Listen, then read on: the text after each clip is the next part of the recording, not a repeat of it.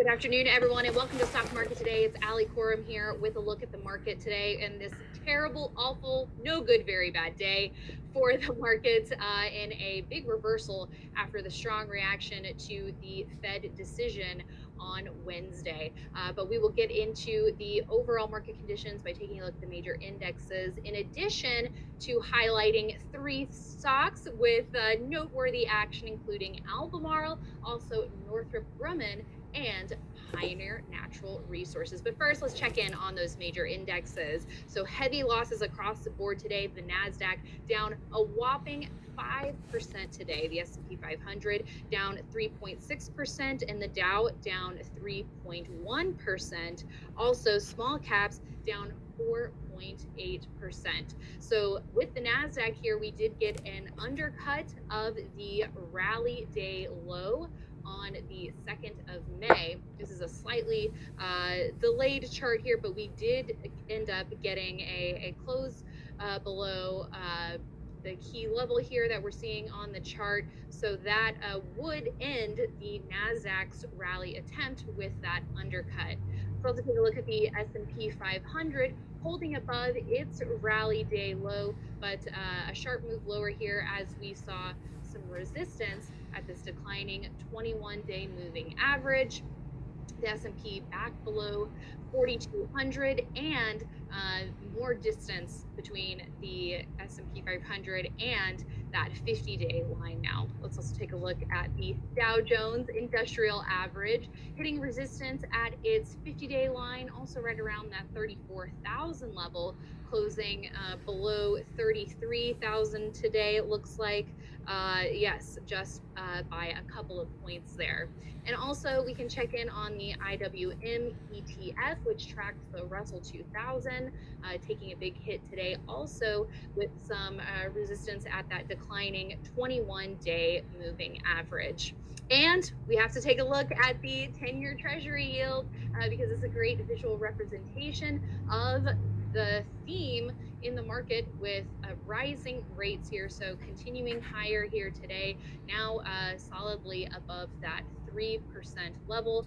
That the Fed was going to be extra tough on inflation, that they were really going to show the markets how tough they were going to be. They had an opportunity to surprise the markets with a 75 basis point rate hike. In fact, there was about a 50% probability already baked into the cake that they would have done 75 basis points, but they passed on the opportunity to do that. And also, if you look at their announced plan of the rollout of quantitative tightening, it's not even going to start until June 1st. So there was some talk that it was going to start in May. It's not. They're waiting until June, and then they're phasing it in over 3 months. They did initially say they were going to do 95 billion of quantitative tightening every month. It was going to be 60 billion of treasuries and 35 billion of mortgage-backed securities. But apparently they don't think they can do it right away. They want to ease it in. And so for the first 3 months, beginning in June, they're just going to do 47.5 billion of quantitative tightening, 30 billion in treasuries, and 17.5 billion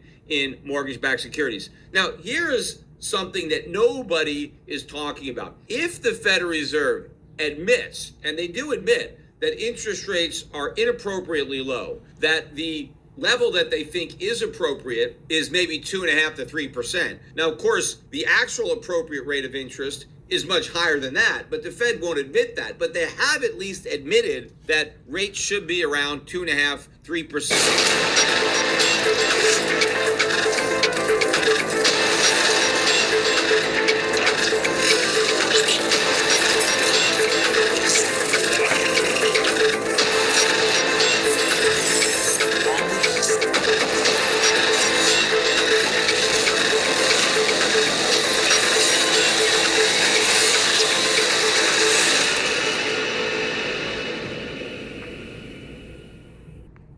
Good morning, 8:52 a.m. and we have an emergency update here. I had to interrupt my Peter Schiff video. If you guys are interested, stick until the end and I'll let you guys watch the last few minutes. But I had to cut into it because this is just some breaking news. The total crypto market cap is getting slaughtered. When I say slaughtered, I mean absolutely obliterated. We fell from May 5th, which was yesterday, which was my mom's birthday, we fell down 9% in one day in the total crypto market cap. Now, the problem is, guys, is we had this bottom that we couldn't afford to break at 1.625.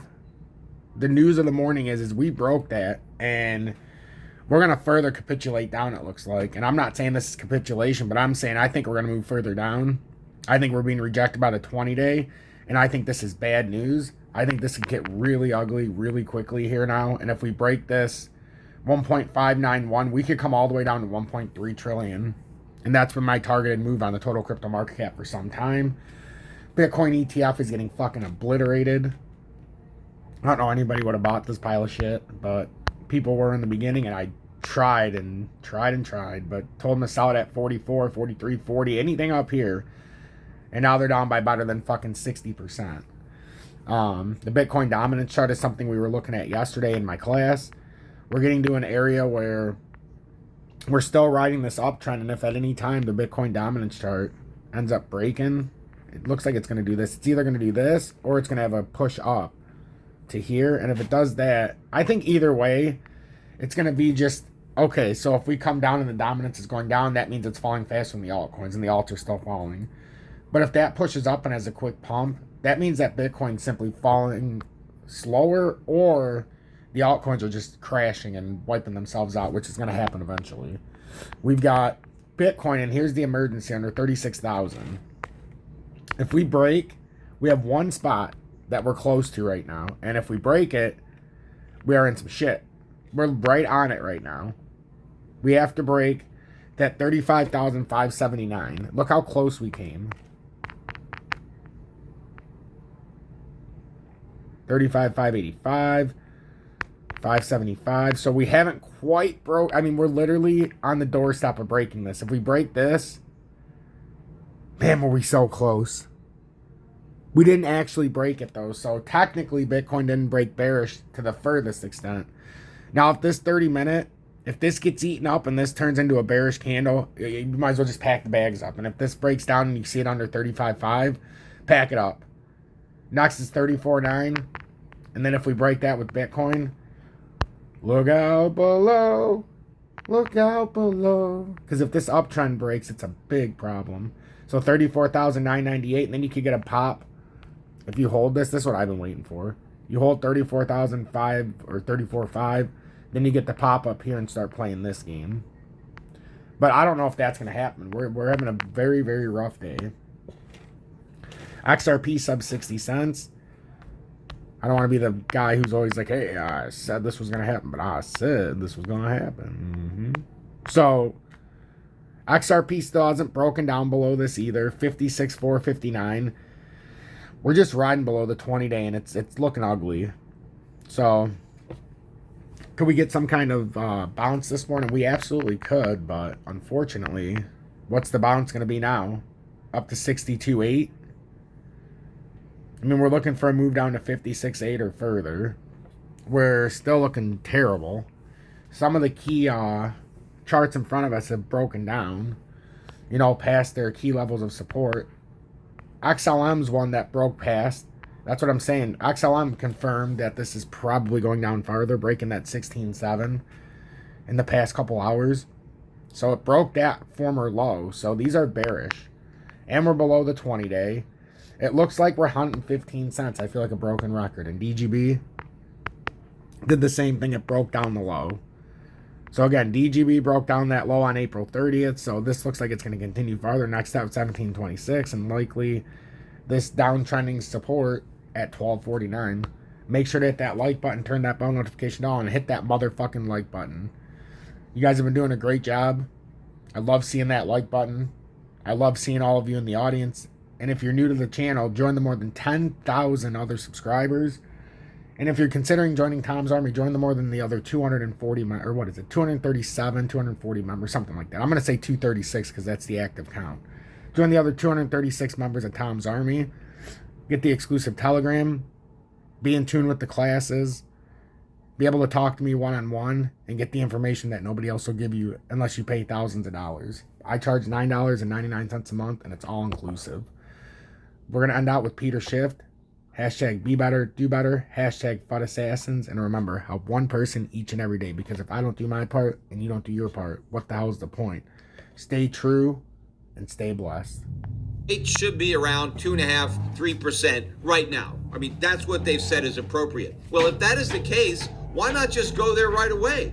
I mean, why drag your feet? Why raise interest rates 50 basis points this month, wait another month, go another 50 basis points, wait another month? Why not just go right there? What is the problem? Because if 2.5% is the appropriate rate of interest given the economy, according to the Fed, given the employment, given the inflation situation, if that's where interest rates should be, then why wait so long to get them there? Because the longer the Fed takes to put interest rates where it believes rates should be, the more damage they do to the economy. I mean, this is exactly what Alan Greenspan did when he raised interest rates at a measured pace following the bursting of the dot-com bubble and the September 11 attacks. We had that recession. The Fed had lowered rates down to 1%, which was too low. And then the Fed decided to raise rates. But instead of raising them rapidly back to where they thought rates should be, they went very slowly. They were measured. Why? Well, Greenspan was afraid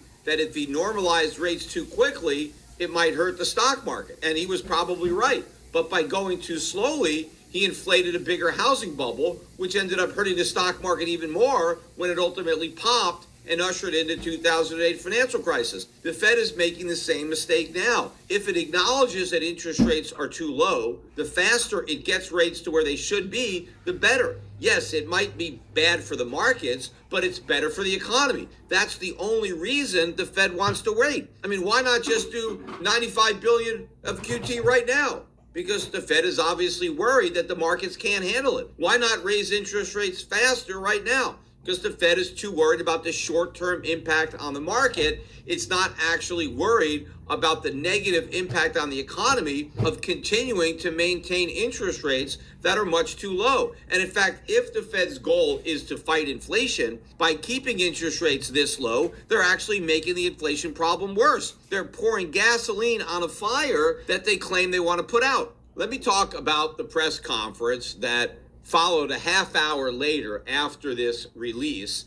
Powell initially addressed his opening remarks to the American public, not specifically to the reporters who were attending the conference, but he wanted to talk frankly with the American public and let the public know just how committed the Fed is to fighting inflation. Now, that was all a bunch of BS. That's just the show that Powell is putting on because he knows the public is fed up with inflation. Inflation is a big problem. So he wants to go all Bill Clinton and act as if he feels everybody's pain and that the Fed is committed to doing something about it. Probably also because Joe Biden just reappointed him and he's trying to make things better for Biden and the Democrats in the midterms. He knows that Biden's approval ratings are very low in large part because of how bad the inflation problem is. So Powell wanted to make it clear from the beginning that the Fed is committed to fighting inflation, even though everything that he really said during the press conference shows you that the Fed is not committed to fighting inflation at all. This whole thing is a show. The Fed is only going to pretend to fight inflation so long as the economy is not in a recession or the stock markets haven't crashed. But when either of those two things happens, then the Fed is going to drop the pretense and it's immediately going to go right back to stimulus. It's going to cut rates and do more QE. A couple more times before I put it online, or those things drive me crazy. The pity things that I've done have driven me crazy, but yelling at someone I didn't have to yell at them for, whatever. But the most important thing is always for all people to recognize that you're not who you were a year ago. You're not who you were 5 years ago. You're not who you were last week. You're who you are now, and this is the only shit you have control over. So you gotta regulate how much you dwell on regrets of the past. You really gotta be careful, because it's good to have a little. Because my regrets, whether it's things of professional nature or the very few regrets friendship-wise, which is one thing that makes me very happy. But you know, there's life is strange. There's a lot going on. There's a lot of factors happening in life. But for sure, who I am now wouldn't have ever happened if I didn't f up. If I didn't make those mistakes, I wouldn't have understand the importance of friendship and kindness. And if I hadn't been cruel at some point in my life, or someone hadn't been cruel to me, I wouldn't understand the beauty of love. I wouldn't understand the full range of it, because I hadn't felt the sting. If nobody ever punches you in the face, you don't really appreciate safety. Because a lot of people don't even understand what safety is. You put, oh, we're safe, but you are so not safe. It's way better to drive your car straight after you almost lost control on a turn. Like, and then you get back straight, you're like, whoa. I'm not saying that you should go sideways around corners, but what I am saying is that there's a fucking yin and a yang to this world, man. And you gotta fuel yourself with the fuck-ups. And most people get stuck in these patterns because they define themselves as a fuck-up, or they define themselves as a person who doesn't follow through on their ideas, or a person who doesn't pursue their real interests and loves.